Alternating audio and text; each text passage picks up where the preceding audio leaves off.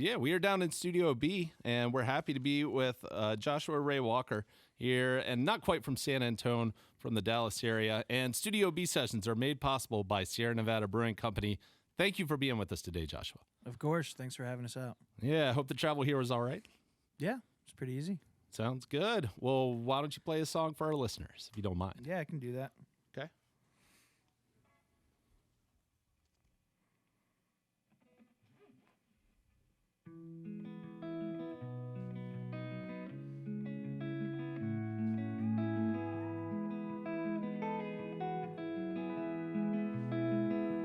You're playing cowboy, there ain't no rodeo.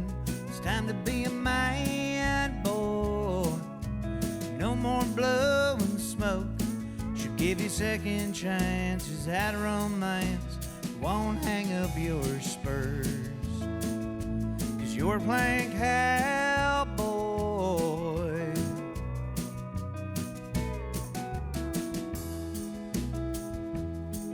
Spend your time thrift store denim shopping.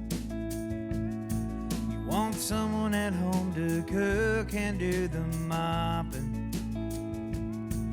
You can talk the talk, but you can't walk those dirt roads that you've seen. 'Cause if you did, those snakeskin boots wouldn't be so dang clean.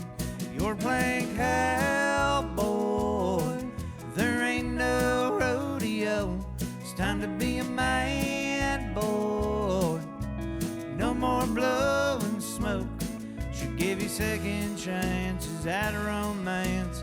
Won't hang up your spurs, 'cause you're playing cowboy.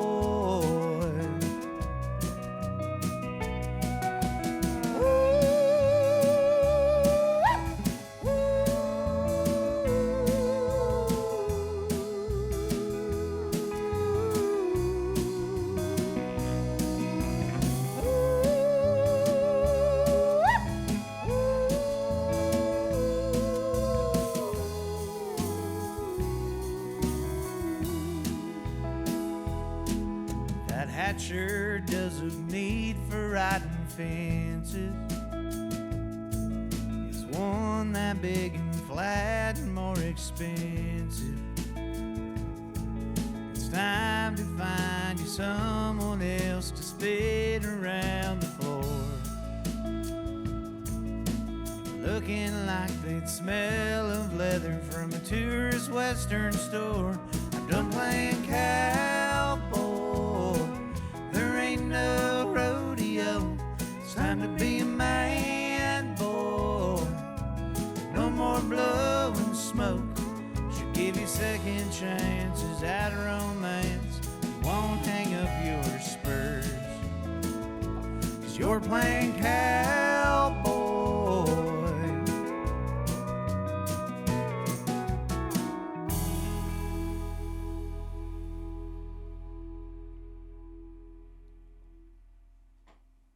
Beautiful. Nice tune. Cowboy, coming off the new album. See you next time.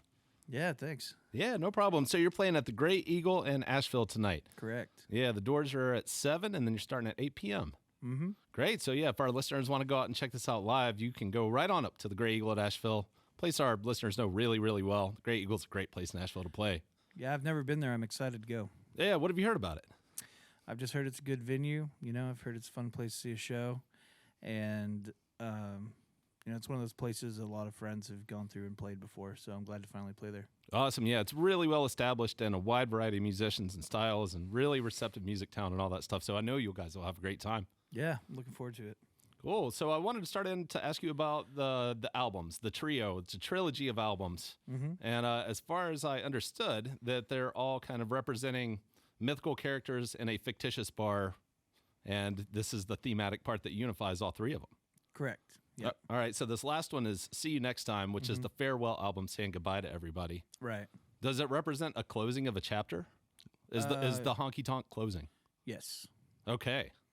The honky tonk is closed. I don't plan on writing any more songs from that fictional place anymore. yeah, that's it. The 3 albums. I mean, I had that idea and I've been writing those songs for like 10 years. So I had a lot of time to think about it and put all the pieces together, and I'm ready to do something else.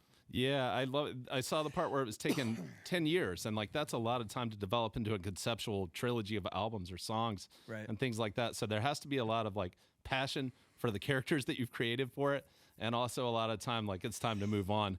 And the album cover, See You Next Time, it definitely suggests that things are closing down. The house lights have come back on. There's a fight happening. Part of the background's been ripped off.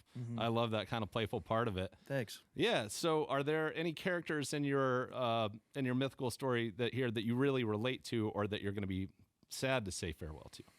I mean, I relate to all of them. Like I realized a few years into writing that I wrote a lot from a character's perspective, and that's like a stylistic choice that some writers make. I accidentally just started doing it, and then I realized that I was writing about things that maybe I would have been too self-conscious to write about when it had to do with myself. So I was putting a lot of myself into these characters and then examining that like through them, because it's easier than writing a bunch of autobiographical songs. Oh yeah, I understand. My brother does the same thing. He'll see somebody walking on the side of the street and just come up with a whole story about everything they've done and everything they're doing going forward, all their aspirations.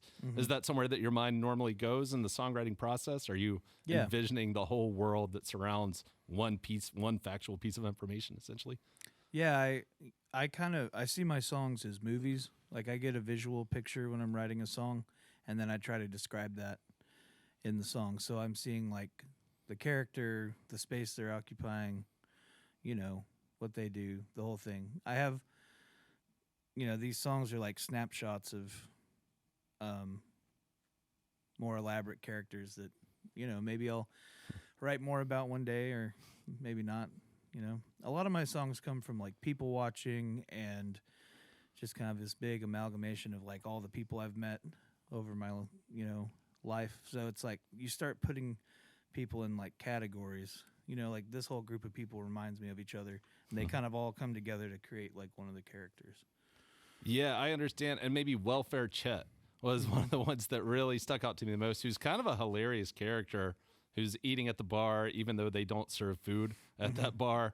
I definitely recognize the familiarity in that. And be like, where did this guy even come from? Why am I talking to him now? I wish I could get away. That's one of my favorite lines I've written. The one about this guy eating like a hot dog, even though they don't serve food there. Because I feel like if you go to any small town dive bar, there's like a 50% chance you'll meet that guy at the end of the night. Just this random guy who needs a ride. His name's like Terry or something. Yes. Yeah. And he's ready to talk your ear off and ask for a lot of favors. Mm-hmm. Yeah.